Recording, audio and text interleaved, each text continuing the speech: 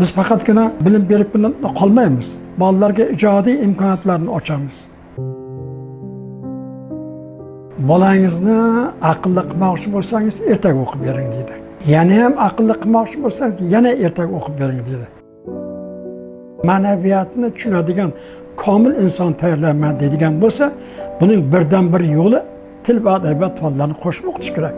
Inson har bir vaqtni uvol qilmasligi kerak, vaqtni qadriga yetish kerak deb bot-bot takrorlaganingizni eslayman-da.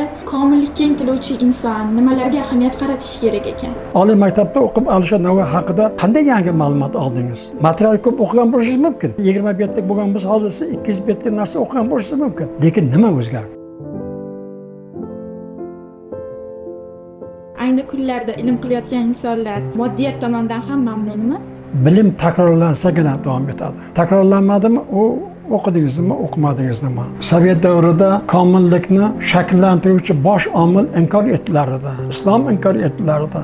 Ilmni unvon uchun olmaslik kerak. Kitob faqat ma'lumot olish manbai emas, kitob huzurlanish manbai. Otalarning butun tillolarini mayit ustiga sepib yuboradi. "Oy, nima qilyapsan, nega bunday qilyapsan?" desa, otani boyligi bolaga yotmaydi deydi. Bu o'rnak emasmi? Hozir otasini bitta to'ni uchun yoki masalan bitta mashinasi uchun yaqalashib yurgan aka-ukalar kammi?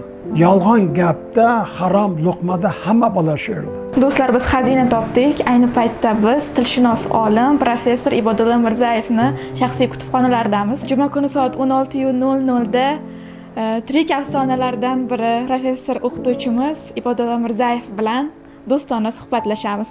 Jonli efirda ko'rishguncha.